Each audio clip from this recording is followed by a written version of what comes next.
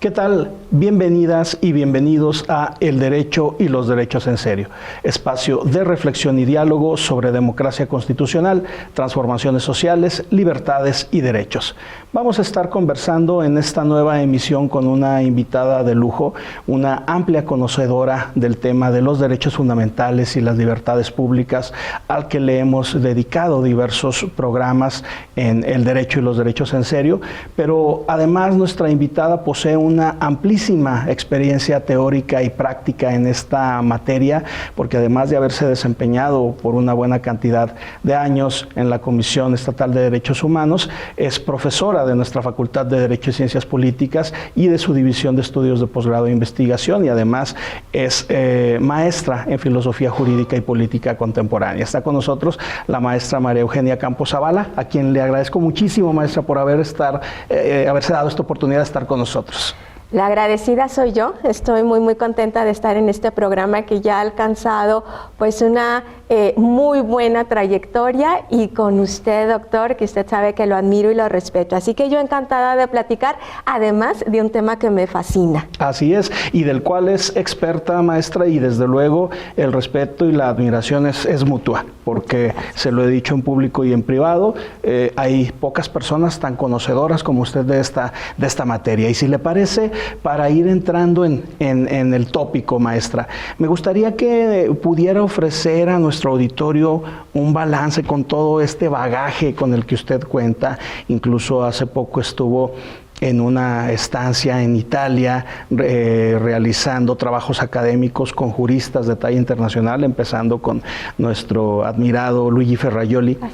Y en ese sentido, maestra, me gustaría preguntarle, para abrir la conversación, ¿cómo observa usted que la cultura de los derechos humanos debe ser un punto medular para el Estado mexicano y en general para los estados constitucionales contemporáneos? Es totalmente, como lo ha dicho, doctor, el punto medular. No podemos partir de otro punto, tiene que ser a través de los derechos fundamentales, porque es justo ahí de donde nos vamos a detener. Y hay algo bien importante que no debe de ser destinado exclusivamente al ámbito del derecho y de los juristas, sino que tenemos que promover una cultura de los derechos fundamentales y de los derechos humanos. Tenemos entonces, en lo que yo he visto, porque además que a mí me gusta ser muy curiosa en cuanto a qué hace una sociedad, qué hace otra sociedad, cómo garantizan derechos. Creo que de nada nos sirve estar reconociendo derechos, tal vez garantizando derechos, si no cambiamos la percepción que tenemos sobre ellos. Entonces, una de las finalidades de la Comisión Interamericana de Derechos Humanos es la promoción de la cultura de los derechos humanos en el continente. Y esto a veces pensamos que es pues palabras que suenan bonito, pero en realidad nos va haciendo un cambio de paradigma. Claro. Nos va a llevar a entender cómo es que debemos de reaccionar sobre ciertas situaciones de la vida y cómo es que debemos nosotros de compartir también nuestra propia vida y en beneficio a qué o para qué. Entonces, la cultura de los derechos humanos nos va a llevar a resolver nuestros problemas de manera pacífica, a no buscar la violencia, a no buscar la venganza, sino que nos va a acercar a la justicia. Maestra, fíjese que es muy interesante lo que usted comenta, y si nosotros, por ejemplo, hace rato que hablábamos de Ferrajoli, él en su definición de cultura jurídica establece que es tres cosas a la vez: un conjunto de teorías y filosofías sobre el derecho, un conjunto también de modelos de justicia, de ideologías, y el tercer aspecto que se conecta muy bien con lo que usted acaba de referir, que es un sentido común en torno al derecho, y en este caso en torno a los derechos fundamentales. ¿Cómo construimos ese sentido común? ¿Cómo logramos que en los hábitos, en los comportamientos, en los sentimientos, actitudes, valores de las personas permee esta noción de los derechos humanos? Sin duda alguna, aterrizarlos en la práctica es una de las labores más difíciles, pero esto requiere de un concurso de las instituciones y de la ciudadanía. ¿Cómo valora usted este tipo de esfuerzos? ¿Qué nos falta por seguir construyendo y edificando una cultura de derechos, maestra? Yo creo que lo podemos ver desde dos perspectivas. Una, desde la perspectiva que nos toca específicamente a las personas que nos gusta estudiar el derecho y a las que nos dedicamos a difundirlo, a dar clases de derecho. Y entonces aquí tenemos que adoptar esta perspectiva relativista sobre los derechos también. Y tenemos pues que ver qué es lo importante. Por ejemplo, Ferrajoli, ahora con su tema de la Constitución de la Tierra, o sea, nos está dando a conocer qué es lo importante y sobre lo cual tenemos que ver nuestros esfuerzos jurídicos. Pero otra es también lo que vamos a hacer en la población en general. Y sobre esta cultura que tenemos que ir asimilando, yo creo que ahí todavía tenemos mucho que desear, o como dirían, muchas áreas de oportunidad, o yo diría, algo estamos haciendo mal. Claro. Porque es simplemente ponernos a observar cómo resolvemos problemas cotidianos. En las escuelas, cómo se trabaja con el bullying y cómo es, tú dale más fuerte para que no te dé. La venganza, ¿no? Entonces aquí estamos fallando con la cultura de los derechos humanos. Estamos fallando en que pensamos que es teoría, pero no práctica. Desde también las facultades de derecho, ¿cómo enseñamos derechos humanos segmentado y no transversalizado? Y entonces les decimos a las y los estudiantes, la transversalización de los derechos humanos, no, a ver, yo me aprendo de aquí a aquí y le pongo una X en la palabra correcta. No, tú transversalizas derechos humanos. Y creo que desde ahí tenemos también ese serio problema que luego no vamos a entender en la aplicación práctica. Es la necesidad, maestra, de incorporar una perspectiva de derechos humanos, sí en el aprendizaje jurídico, en la enseñanza del derecho, pero como usted también lo apunta, en lo que tiene que ver con otros oficios, con otras carreras, con otras especialidades, es fundamental crear esta cultura a partir también, pues, de la educación, de algo muy importante. Y fíjese, maestra, usted mencionaba algo también con toda la razón. Esta, digamos, moda de estar incorporando y reconociendo derechos fundamentales en nuestras cartas políticas, en tratados internacionales, pero, por ejemplo, si hablamos de algunos de los más recientes, con la reforma de telecomunicaciones de 2013, el derecho de acceso a Internet, por ejemplo, en realidad tiene el Estado mexicano una infraestructura para ofrecer estas condiciones de banda ancha, de digitalización, de todo lo que implica Internet, por mencionar nada más un ejemplo, y así nos podemos ir con los demás. No es nada más el hecho de incorporarlo en una carta política, en un tratado, sino lo que hay de fondo y el conjunto de políticas públicas que también se deben ofrecer, y seguramente no me dejará mentir en ese sentido, maestra. Estoy totalmente de acuerdo, doctor, y creo que aquí tenemos un severo problema, y por eso yo hablaba de derechos fundamentales y de derechos humanos, y tenemos que hacer una clara distinción entre ambos, porque es cuando las personas nos dicen, no me la creo, y yo no me creo en la universalidad de los derechos humanos. Entonces, pues, tienes toda la razón, porque a ti no te llega. Esta protección a ti te está dejando fuera totalmente, es más, ni siquiera sabes de qué es. Así que tenemos que entender que los derechos fundamentales tienen que ser universalizados y reconocidos para todas las personas. Y aquí tenemos un severo problema porque tenemos un mal entendimiento. Creo que tenemos que seleccionar los derechos que le toca reconocer al legislador y que tienen que ser generales, porque el legislador lo está reconociendo en su generalidad. Claro. La aplicación del derecho para la garantía del mismo la tiene que hacer el juzgador. pero no el juzgador tiene que crear derechos ni reconocer derechos, porque eso ya sería pervertir la esencia. O sea, ya tendríamos una nueva forma y le estamos exigiendo nosotros al revés, le estamos exigiendo al Poder Judicial que reconozca derechos, y entonces y queremos hacer política pública a través del reconocimiento de derechos que hace el juzgador, sobre todo con el litigio estratégico, pero aquí estamos segmentando y entonces nos estamos apartando de la universalidad de derechos humanos, y es cuando la gente no nos cree. Claro. Y nos dice, es que los derechos humanos son un cuento, porque no nos llegan a todas las personas. Sí, pero es que no hemos sabido diferenciar la sede legislativa y la sede judicial para el reconocimiento y garantía de los derechos. Y ahí, maestra, se crean también desafortunados mitos que erosionan también la confianza de la ciudadanía en las instituciones y en sus propios derechos. Que si los derechos humanos nada más protegen a los delincuentes, que si los derechos humanos solamente para la comunidad LGBTQI+, que si los derechos humanos van de la mano con la impunidad. Y es justamente todo lo contrario lo que debemos propugnar. Y eso es algo también relevante dentro del tema cultural. Si hablamos de una cultura de derechos fundamentales, una cultura de derechos humanos bajo las distinciones que usted atinadamente nos ha hecho, pues definitivamente la cultura implica el plano de la concientización en torno al cumplimiento de los derechos, pero también de asumir deberes, de asumir responsabilidades, obligaciones en un Estado de Derecho en el cual vivimos.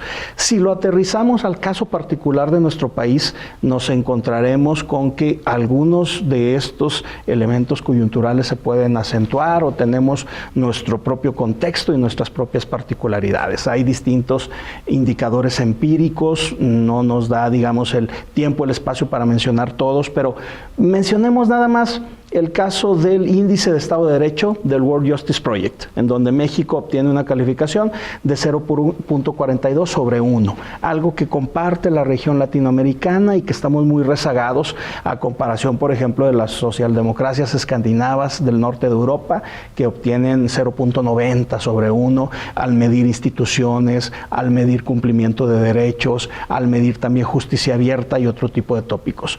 ¿Cómo evalúa usted, maestra, este tema en el caso particular de nuestro país, y qué áreas de oportunidad, qué retos observa usted en este año 2024? Sí, yo creo que uno de los retos es precisamente comprender esa universalidad de los derechos humanos y tener que aterrizarla. Efectivamente, para poder hablar de un Estado de Derecho, de un Estado constitucional de derecho, necesitamos tener conocimiento de la efectividad de la garantía de los derechos humanos. Si no están garantizados, entonces pues, no hay Estado de Derecho. Y el problema es que hemos entendido de manera equivocada las convenciones internacionales y de pronto pensamos que ahí están para poderlas aplicar inmediatamente y nos sentimos frustrados cuando no es así. Entonces, en un Estado constitucional de derecho tenemos que tener esas garantías al alcance, a la mano. ¿Cómo lo hacemos? Como decía hace rato, en sede legislativa y en sede judicial. Tenemos que tener, y como dice Roberto Gargarella, entender a la Constitución en un diálogo entre iguales. Que esa Constitución no esté segmentada exclusivamente para algunas personas o para algunos privilegiados, pero no podemos quitarle esa función que tiene el Poder Judicial de poder aplicar ese derecho ya existente a casos concretos. Entonces, sí hay muchos retos. Uno de los retos, creo yo, es entender y ponernos a estudiar las sentencias de la Corte Interamericana de Derechos Humanos, las opiniones consultivas. En esas sentencias de la Corte Interamericana sobre Derechos Humanos nos vamos a dar cuenta que tenemos la obligación de cumplirlas. Desde el 2010, antes de la reforma del 2011 y un poco el pie para la reforma, el expediente Varios 912 que tanto conocemos, que nos da la obligatoriedad de utilizar las sentencias de la Corte Interamericana de Derechos Humanos, y posteriormente nos dice todos los criterios de todas las sentencias. 516 sentencias tenemos por el sistema interamericano que tendríamos, si no, obviamente no de memoria, pero conocer que existen. Claro. 17 para el Estado mexicano. A mí me preocupa y creo que es un reto muy, muy fuerte que tenemos es estas dos últimas sentencias, una del 2023, otra del 2022, sobre la prisión preventiva oficiosa. Como mismos gobernadores de las entidades federativas le han pedido a la Suprema Corte de Justicia: no aceptes lo que te dice la Corte. La Suprema Corte de Justicia no tiene que aceptar o no aceptar, ya está aceptado. Ya está aceptado que nosotros nos comprometemos a cumplir las sentencias de la Corte Interamericana. Entonces, ¿qué es lo que le están diciendo a la Suprema Corte de Justicia? Queremos derechos a modo. Queremos derechos solamente lo que nos conviene. Tenemos prisión preventiva justificada, en esa nadie se está metiendo. Con lo que nos están diciendo que no es correcto es con la oficiosa. Entonces, creo que hace falta mucha formación. El Poder Judicial tiene formación. Creo ahora que la formación le toca al legislativo. Tenemos que exigir que se preparen y por la vía social exigir que los legisladores realmente nos cumplan en materia de derechos humanos. Y por la vía judicial, formación, que sí la tienen para poder interpretar esa ley. Ahora, esa interpretación, pues nosotros sabemos que también tiene reglas, la interpretación, y en eso no podemos fallar, porque si a cada palabra le vamos a dar el significado que queramos, nos vamos a volver en una especie de esquizofrenia en cuanto a derechos humanos, que ese es otro de los retos que yo veo, que la gente está pensando que se puede interpretar y que se puede ponderar a su propia conveniencia, y tiene que ver con la cultura jurídica. Es correcto, maestra.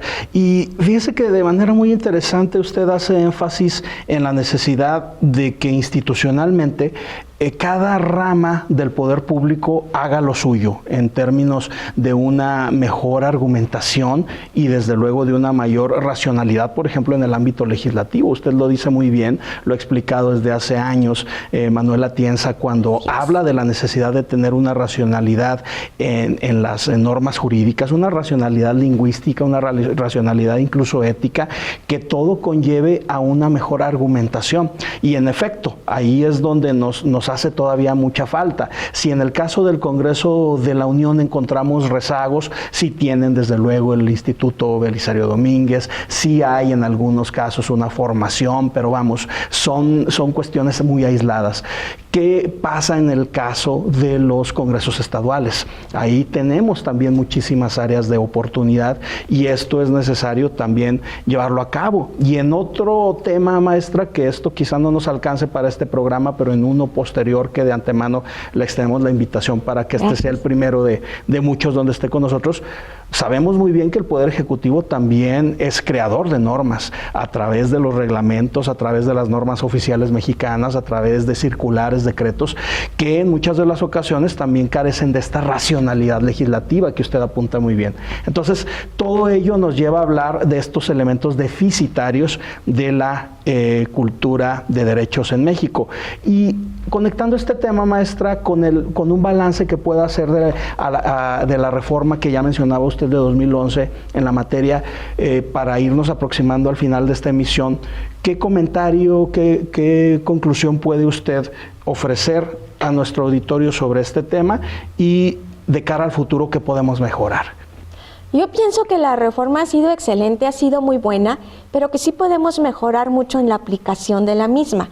Tenemos que entender el principio pro persona, que a veces lo tenemos a los principios, pero les damos esta intensidad o les damos el entendimiento de derechos cuando en realidad les tenemos que dar su valor de principio. Entonces, desde ahí creo que tenemos un serio problema. Entonces, tenemos que acercar la reforma también a la gente que no es abogada o abogado. Claro. Y tenemos que hacerla, pues que se sienta, que se viva por todas las personas. Creo yo que las obligaciones del Estado mexicano que se plasmaron en el primero constitucional, de ahí podemos partir. Y entonces vamos a ver la necesidad de exigir a las autoridades para que protejan derechos humanos, para que respeten derechos humanos, pero no va a ser a modo, como comentaba hace rato, con este entendimiento de la prisión preventiva oficiosa, sino que tiene que ser con los límites, y es un poco también de lo que usted mencionaba hace rato, los límites que tiene nuestro propio Estado de Derecho, y entre esos límites los mecanismos de control constitucional.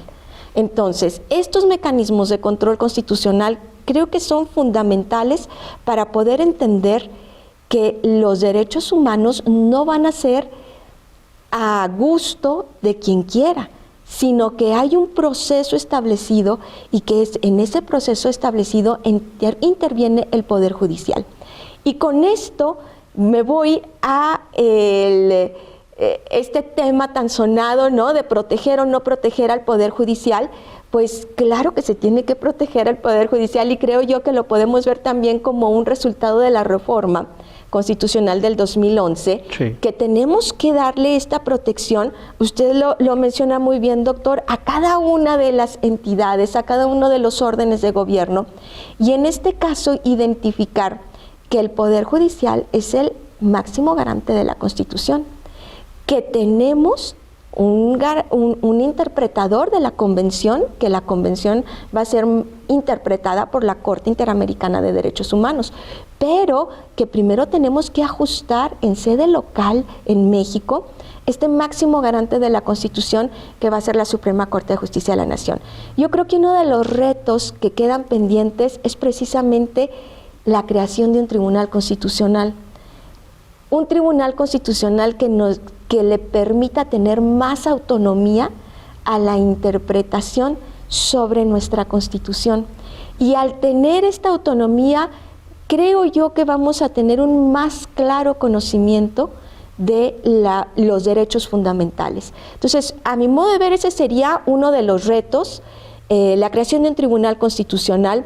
Otro de los retos, la difusión que no sea segmentada, como bien lo comentó. Los derechos humanos pues son universales y hemos caído en la segmentación.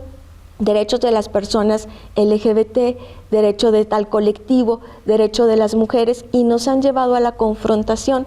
Y la confrontación nos ha llevado a la falta de confianza. Cuando perdemos la confianza en el Poder Judicial, pues lo perdemos todo. Así es. Pero esa falta de confianza la hemos perdido también entre nosotros, entre personas. Y yo lo veo en redes sociales, cómo discutimos con miedo hacia los demás. Y es necesario restaurar esta confianza, maestra, de lo cual también, si me permite, lo podemos dialogar en un siguiente programa, porque es del todo imprescindible para seguir construyendo y edificando esta cultura de derechos. El tiempo se nos ha agotado en esta emisión, maestra, pero le agradezco muchísimo que haya estado con nosotros y desde luego esperando contar con usted en futuras emisiones. Es un placer, doctor. Muchas gracias. Muchas gracias a usted. Y a nuestro amable auditorio del Derecho y los Derechos en Serio, como siempre les agradecemos el favor de su atención y les invitamos a estar con nosotros en una próxima emisión.